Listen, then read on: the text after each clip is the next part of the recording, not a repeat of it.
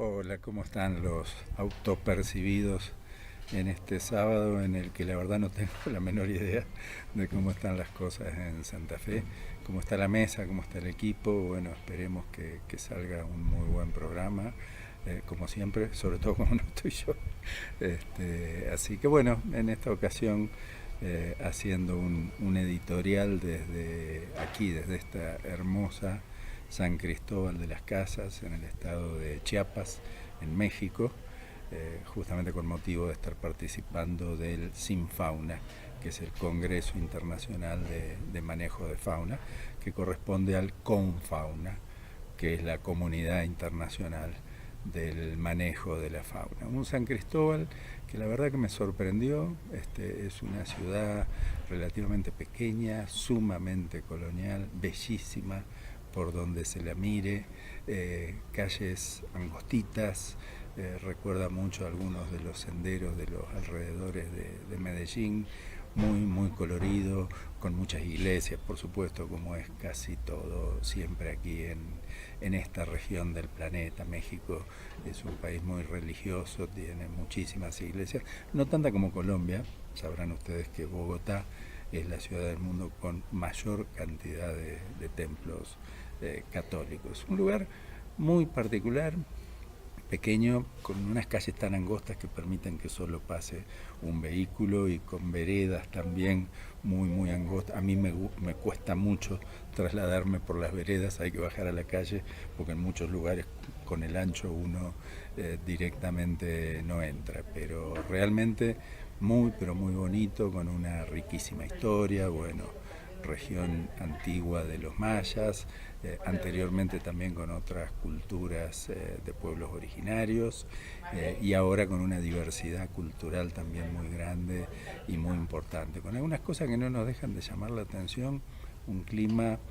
benigno, aunque fresco. Las habitaciones en los hoteles no tienen aire acondicionado, no tienen ventiladores y tampoco tienen calefacción, a pesar de que algunas noches puede llegar a 6 u 8 grados. La gente aquí está pero muy acostumbrada a eso de cuidar el ambiente, bajar el consumo energético, y realmente no hace falta. Es muy agradable la temperatura, es muy agradable prácticamente todo por aquí, bueno, con esa riquísima comida mexicana también en todas sus variaciones, con alguna historia del Huitepec, que es el volcán de agua que está aquí pegadito al pueblo, que obviamente es un volcán, pero que ha ido acumulando agua durante decenas de miles de años en lo que es su boca, y esto ha provocado que mucho tiempo atrás, en el 1700, una erupción volcánica haya inundado todo el pueblo, justamente por el vapor y el agua que expulsó, justamente al generarse este proceso natural en los volcanes. Nos quedan pocos días acá, esperamos que no nos toque una erupción de este tipo. Muy bonita la ciudad, muy comprometida con el cuidado del ambiente. Una particularidad tiene, bueno, nosotros tenemos acá el tema de el cumplimiento de eh, la sacada de los residuos de la casa. Tenemos que cumplir los horarios. Saben ustedes que depende del barrio. En Santa Fe hay que sacar los residuos domiciliarios a determinada hora. Y acá en los distintos barrios, es muy pequeña la ciudad, hay 4 o 5 zonas diferentes, y tienen una campana, y el horario para sacar los residuos está dado por la campana. Incluso hay cartelería que aclaran a la gente que por favor solo saque los residuos al momento que escuche sonar la campana. Una particularidad que también me resultó muy simpática en este lugar. Pero bueno, puntualmente me gustaría ir a los temas que hemos estado tratando, y todavía seguimos tratando porque nos queda un tiempito más aquí en San Cristóbal de las Casas. Una reunión muy exitosa. Recuerdo que una de las oyentes del programa, que es Melina Simoncini, en este momento no lo va a estar escuchando porque Melina es la presidenta del Confauna y una de las organizadoras justamente de este congreso. Tenemos más de 300 personas participando, básicamente de América Latina, pero también participan algunos investigadores del hemisferio norte. Tenemos algunos británicos, franceses, obviamente algunos norteamericanos también que están participando de estas actividades de intercambio que tienen que ver con las diferentes alternativas y a veces necesidades de manejar fauna silvestre, ya sea como incentivo para la conservación, que es lo que muchas veces hablamos en el programa, otras veces para control de especies exóticas, en algunos otros casos para cuestiones culturales, porque realmente este congreso tiene una fortísima representación de comunidades indígenas de toda América Latina. La principal expensa, el principal gasto que tiene el Congreso justamente no es un gasto, sino una enorme inversión. No se le cubren los gastos a nadie, a los conferencistas, a prácticamente nadie de los que está participando aquí en la reunión, pero sí se cubren los gastos para que representantes de las comunidades indígenas de distintos países de América Latina puedan estar acá para escuchar, pero sobre todo para contar sus saberes y sus conocimientos de la naturaleza. Así que es un congreso muy particular donde la academia, por supuesto, está presente. Hay organismos de investigación a nivel global y hay representantes de universidades también de todo el mundo en este momento aquí en la reunión, pero no desde el pedestal de la academia que viene a explicarle a los demás cómo deberían hacer las cosas, sino en un intercambio, escuchando. O sea, la academia siempre va a terminar aprendiendo al principio de los saberes locales para luego aplicar la ciencia. Por supuesto que puede generar consejos, que puede generar recomendaciones a partir de los resultados científicos, pero nada de eso sirve si no hay realmente un engarce, un encastre de ese conocimiento científico con lo que puede llegar a realizarse en el campo. Aquí están escuchando una campana en este momento de fondo, así que justamente de lo que estaba hablando. Bueno, hemos tenido un montón de presentaciones en la duración de lo que lleva el Congreso, realmente algunas muy interesantes y muy enriquecedoras. Tuvimos una presentación de la doctora Julia Fa, que es una británica, pero que ha trabajado mucho en la región amazónica y en este momento está trabajando en África. Aquí no tenemos representantes de África porque esto está concentrado prioritariamente en todo lo que tiene que ver con la región de América Latina. Pero ella hace un trabajo muy interesante hablando de un Gondwana. Algunas veces hablamos en el programa de Gondwana, el megacontinente que luego se reunió con los otros continentes para construir Pangea, que era el único continente que existía en el planeta, hasta que hace 250 millones de años atrás comenzara a dividirse y que fue cuando se separaron justamente, entre otros, América del Sur y África. Y como ella tiene tanto trabajo, tan riquísimo con las culturas y con los pueblos de ambos continentes, lo que está pretendiendo, de acuerdo a como lo expresa ella, es reunir nuevamente Gondwana. Aclarando que es una figura poética y es una forma de expresar esta cuestión que tiene obviamente poco que ver con la geografía y con la realidad, porque cuando se dividió Pangea y se separaron América del Sur y África, los humanos, los primates, ni siquiera éramos una bella idea, no existíamos y faltaba muchísimo todavía para que comencemos a existir. No es que esa división de continentes dividió a lo que hoy son los pueblos originarios de América y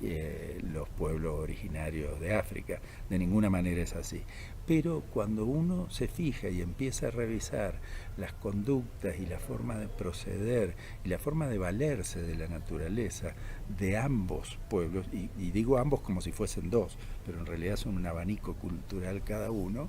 en realidad hay muchísimas cosas de unos que podrían servirle a los otros, pero como son dos continentes separados, es muy difícil que estas interacciones realmente ocurran y se puedan producir de manera natural. Entonces, la doctora Fa lo que está haciendo justamente es trabajar en la generación de conocimientos y fundamentalmente de canales de comunicación para que empiecen a interactuar estos dos grupos humanos tan importantes que tienen una relación tan cercana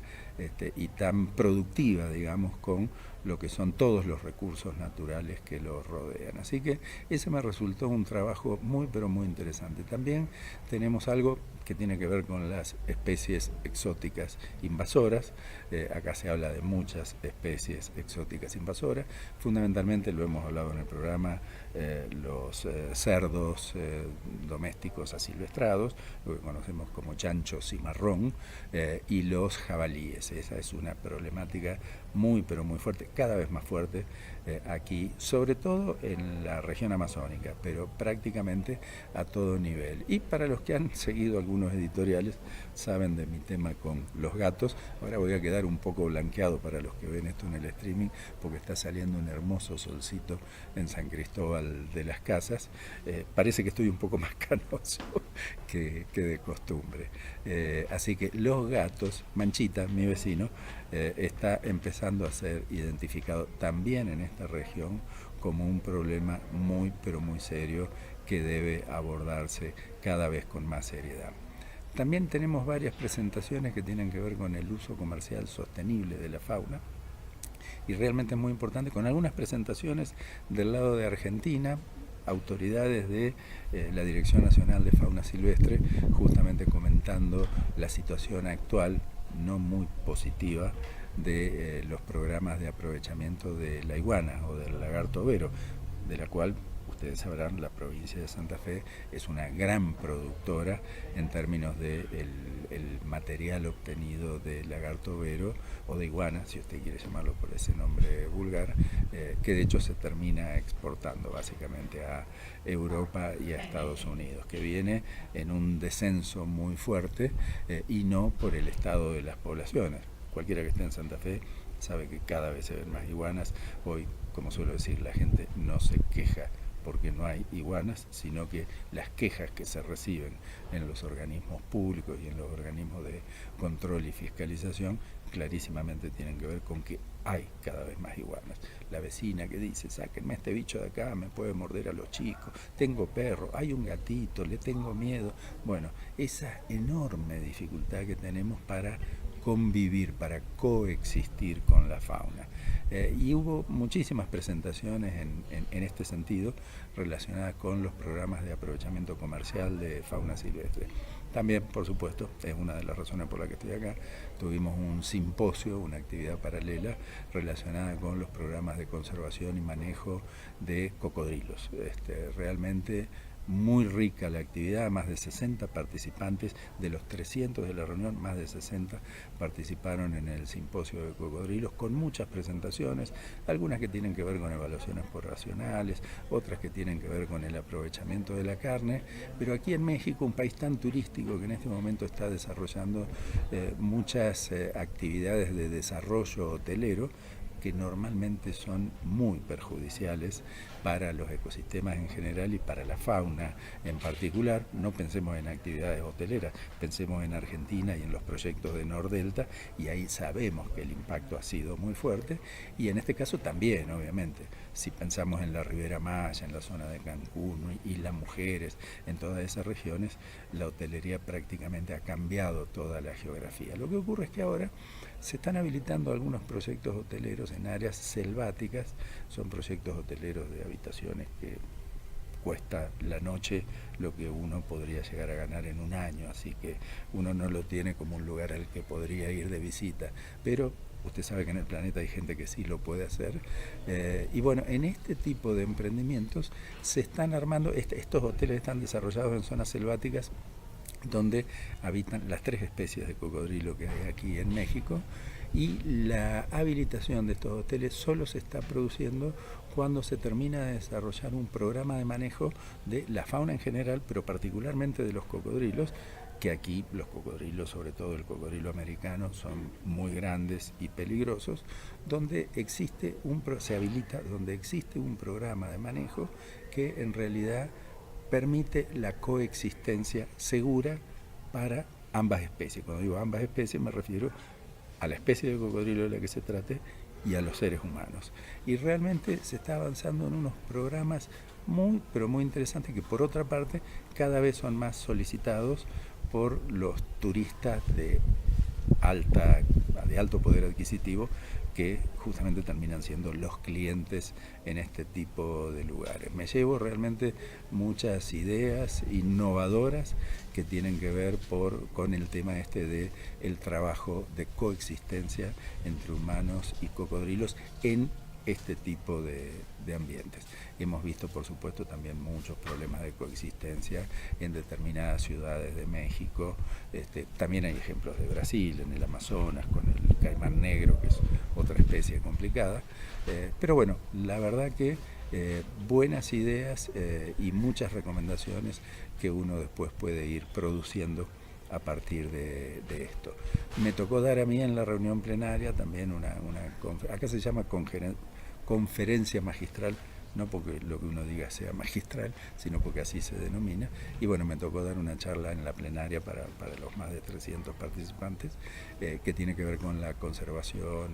y el manejo de caimanes y cocodrilos aquí en toda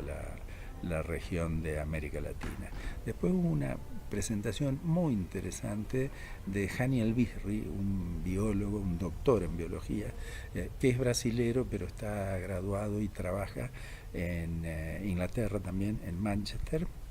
Un trabajo muy meticuloso que trató de abordar la problemática de la caza desde dos extremos, en la región amazónica, ¿no? La caza de subsistencia, o sea, quienes cazan para alimentarse de lo que normalmente llamamos carne de monte, y esto incluye un abanico enorme de especies, son más de 60 las especies que se cazan para el consumo de la carne de las comunidades que viven justamente en estos lugares, y lo llevó al extremo, hay un abanico intermedio, pero lo llevó al otro extremo de lo que mal llamada caza deportiva, nosotros preferimos llamarla caza recreativa, que sin abrir juicios de valor, en muchos casos termina compitiendo, porque los que cazan para divertirse a veces terminan cazando las especies que los otros cazan realmente para comer, o sea, es una necesidad para su subsistencia. Un trabajo muy bueno, con un abordaje muy positivo y proponiendo estrategias de comunicación y de sanción también, porque aclaremos que esta caza recreativa en muchos casos tiene un alto nivel de informalidad e ilegalidad. Y resulta sorprendente como en prácticamente todos nuestros países, porque acá Hani de lo que habla es básicamente de Brasil, pero si nosotros miramos lo que pasa en México, si miramos también lo que pasa en Argentina, nos vamos a encontrar en redes sociales con una enorme cantidad de eventos de caza furtiva, donde los que realizan la caza furtiva muestran sus hazañas en las redes sociales, muchas veces mostrando ese producto que ilegalmente obtuvieron, que sin ningún permiso obtuvieron, y que en muchos casos se trata de especies amenazadas. Entonces, es hora, creo, de empezar a utilizar esa confesión estúpida que muchos hacen y empezar a utilizar lo que se publica en redes sociales para empezar a producir las sanciones que corresponde a la gente que está actuando de manera totalmente ilegal y obscenamente a la vista de todos. Realmente es un problema que viene incrementándose, por supuesto, de manera sostenida, y que una forma de comenzar a solucionarlo es ir a encontrar, a ver dónde estos tipos están diciendo, miren muchachos lo que casé, bajé 50 de estos, después me lo comí, no me lo comí, lo tiré al agua, toda una serie de sandeces que se ponen en ese lugar y que, como casi siempre ocurre en este tipo de publicaciones, empiezan a aparecer todos los me gusta, me gusta, me gusta. Por supuesto hay alguno condenatorio, pero como actuamos muchas veces como tribus, las tribus que siguen este tipo de actividades, todos son de opinión favorable hacia estas actividades. Así que rescato mucho el trabajo de Hani Elbisri, porque creo que es el camino a seguir para empezar a solucionar esta problemática. Y por último quiero destacar para mí lo que ha sido uno de los hechos más importantes en este Congreso, que ya viene ocurriendo en otro tipo de congresos de este tipo, que tiene que ver justamente con la participación de las mujeres en todas las actividades, pero en algo que Anteriormente nosotros podríamos considerar que no era un tema. Siempre se pensó que las actividades de caza o de obtención de productos o subproductos de la naturaleza es una actividad varonil, es una actividad masculina. Y en este caso se ha organizado un simposio muy, pero muy bueno, que nos muestra cómo las mujeres vienen participando cada vez de manera más creciente, no solo en las actividades en sí mismas, de obtención de productos para cuando se trata de uso o de programas de reintroducción. Estábamos viendo un programa de protección de loros, de guacamayos, que son objeto de tráfico ilegal, y como un grupo enorme de mujeres se puso a la cabeza de un proyecto que hoy está logrando revertir esa tendencia que tiene que ver con la caza furtiva sostenida. Del mismo modo, en Brasil, una presentación muy linda de cómo están actuando grupos de mujeres, un grupo de 70 mujeres, en la recuperación de poblaciones de tortugas nativas a partir de la protección de las crías nacidas y después una reintroducción a la naturaleza. Por supuesto, no todo es un jardín de rosas, se plantean situaciones muy duras y muy complicadas, las violencias siguen existiendo, sobre todo en algunas comunidades que obviamente todavía no han accedido a la posibilidad de exigir los derechos que hoy para muchos de nosotros son tan naturales y que en estos lugares todavía siguen rezagados. Y este tipo de reuniones, este tipo de congresos son justamente los que permiten ir poniendo sobre el tapete esto y generando las recomendaciones pertinentes para todas las cuestiones y para todas las problemáticas. Pero en las conclusiones de este congreso y el material que se va a distribuir para la prensa, también se va a incluir un capítulo que tiene que ver con la representatividad de las mujeres en estas actividades y la necesidad de que se profundicen los procesos de integración de la mujer en todas las actividades, las prácticas que tienen que ver con el manejo de la fauna y fundamentalmente la gobernanza, que ya está empezando a ocurrir. Digamos que hay muchas comunidades indígenas que no viene el cacique, sino que está participando aquí en la reunión la cacique de la comunidad. O sea, las mujeres ya están teniendo ese tipo de acceso. Tenemos que profundizarlo y también tenemos que comunicárselo a la sociedad de la mejor manera posible. Bueno, me despido desde aquí, desde este hermoso San Cristóbal de las Casas, y espero que tengan un hermoso programa. Un gran abrazo.